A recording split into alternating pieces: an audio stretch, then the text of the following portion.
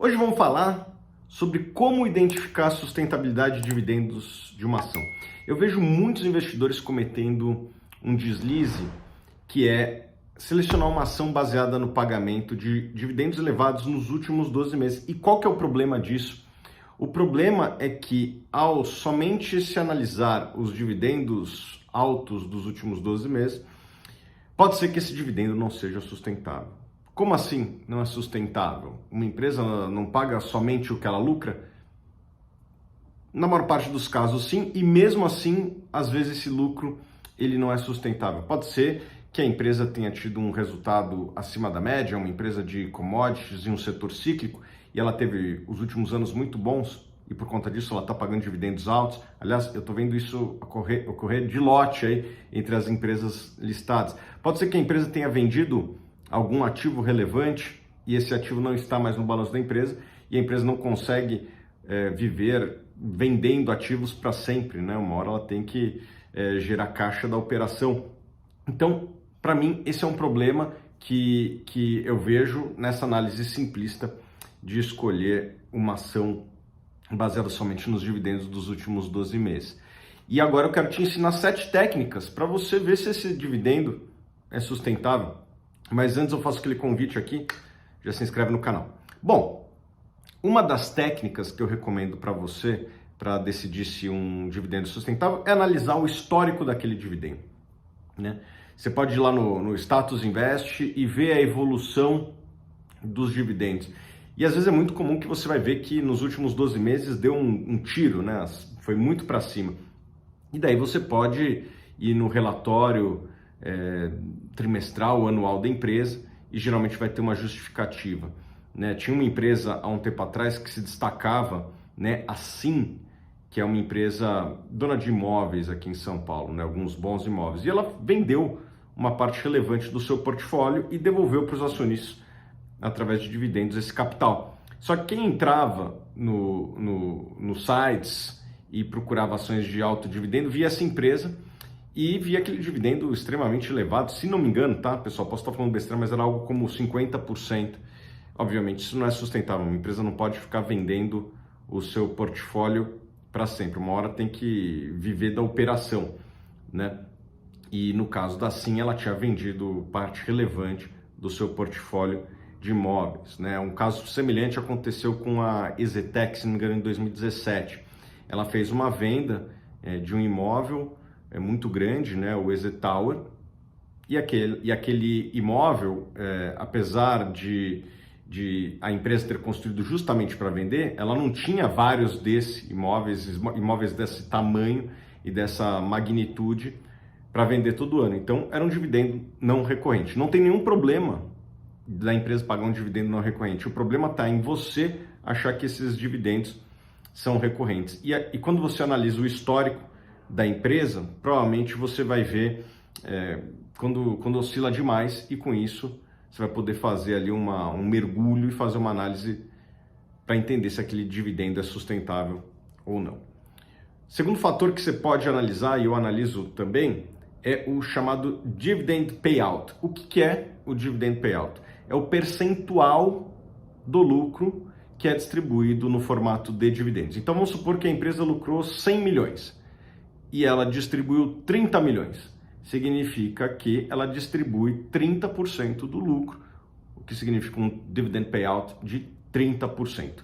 Em geral, quando uma empresa distribui mais do que ela lucra, provavelmente ela vai ter um problema e vai ter que reduzir esse dividendo em algum momento. Então é interessante que você olhe o dividend payout. Uma das coisas que você tem que ficar atento é que, em geral, quanto menor o dividend payout, mais sustentável é aquele dividendo.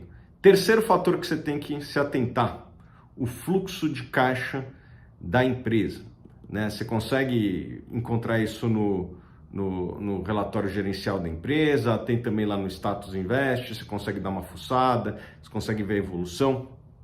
Eu olho muito o fluxo de caixa operacional e o fluxo de caixa livre, né? Uma empresa que não consegue gerar caixa sucessivamente, em algum momento vai ter problemas, tá? Então é importante que você analise a geração de caixa da empresa. Eu já vi muita empresa que é até às vezes lucrativa, mas não gera caixa, e em algum momento isso pode representar um problema. Então não olhe somente o lucro, tá? Muitas vezes você é tentado olhar somente o lucro, analise a geração de fluxo de caixa. Alguém pode perguntar, Thiago, é possível uma empresa ser lucrativa e não gerar caixa? A resposta é sim. Vou te dar um exemplo. Se uma construtora em geral é assim, né? Ela vende o imóvel, com isso ela já consegue reconhecer parte da receita, mas o fluxo de caixa vai se dar ao longo da construção, né? Enquanto o empreendimento estiver sendo construído, o cliente ele vai pagando. Então o caixa não entra à vista, geralmente numa construtora, né? Então é importante você ver esse desequilíbrio que às vezes ocorre entre o lucro e o fluxo de caixa. Então fique atento ao fluxo de caixa. Terceiro, o endividamento da empresa, né? Empresas que têm bastante dívida pode ser que em algum momento tenha que cortar dividendos. O que é uma dívida alta para mim, tá? Isso aqui, obviamente, que não é uma regra para você sair usando indiscriminadamente. É mais para você usar como, vamos dizer assim, um guia, né?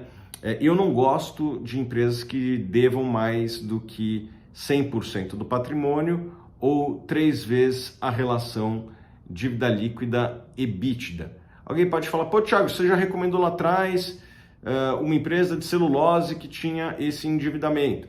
Bom, às vezes a gente tem que olhar na vírgula ali, né? Olhar no detalhe. Era uma empresa que fazia um plano de investimento e esse plano de investimento estava sendo entregue e a partir do momento que a planta entra em operação, o endividamento cai nessa proporção, porque aquela planta começa a gerar caixa. Então, apesar de eu dar essa dica, você tem que sempre ver se adapta ao caso ou não. Às vezes sim, às vezes não, mas fique atento ao endividamento. Quinto aqui, ciclicalidade do negócio, do setor, né? Muitas vezes uma empresa está pagando muito, mas ela se encontra num setor cíclico. Isso a gente está vendo muito no Brasil com as empresas de commodity. Empresas como as siderúrgicas, a própria Petro e a Vale, que são excelentes empresas e provavelmente vão pagar bons dividendos nos próximos anos, mas provavelmente vão pagar menos do que pagaram em 2021 e 2022. Por quê? Porque o preço das commodities caiu, né? O preço do minério de ferro em 2021 chegou a bater $220, hoje está a metade disso, 110. O preço do petróleo bateu 120 no ano passado, quando teve o início da guerra da Ucrânia e da Rússia, e hoje está 70, 75 dólares. Obviamente que isso tem um impacto no resultado das empresas produtoras de commodity e, como consequência, também no dividendo que essas empresas pagam. Então, é importante que você analise se aquele dividendo ele é proveniente do resultado de uma operação que é cíclica ou não, né? Então, esse é o segundo fator que você tem que analisar.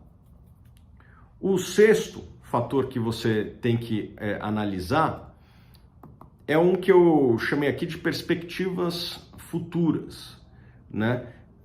O que eu quero dizer com isso? Você pode entrar lá no FactSet e ver a perspectiva dos analistas para os dividendos dos próximos anos, né? Isso é uma das coisas que você pode se atentar, né? Porque às vezes os analistas fizeram o trabalho deles de projetar os resultados dos próximos anos, conversaram com a gestão da empresa, né, para pegar um feeling com relação aos dividendos futuros.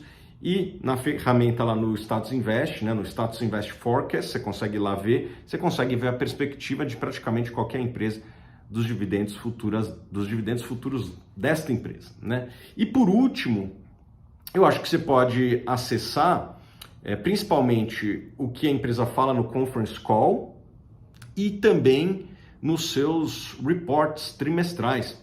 Ali você vai conseguir pegar muito do que a empresa está falando, né? Tá certo que não é bem quantitativo, mas muitas vezes você consegue pegar um pouco do que a gestão está falando sobre as perspectivas futuras do negócio dela. Inclusive, às vezes, a empresa dá um guidance de resultados e às vezes até guidance de dividendos, ou pelo menos uma política de dividendos, né? Empresas que pagam, sei lá, 50% do lucro. Já é um começo. Se ela dá um guidance do lucro, você consegue fazer uma regra de 3 ali, uma continha, e de certa forma descobrir quanto que a empresa vai pagar de dividendos. Então eu vou recapitular aqui os 7 pontos que eu acho que você consegue, com eles, ter um bom cheiro de qual vai ser o dividendo futuro e se aquele dividendo que você está vendo na tela é sustentável ou não. Primeiro, o histórico de dividendos. Segundo, o dividend payout, a proporção do lucro que é pago na forma de dividendos.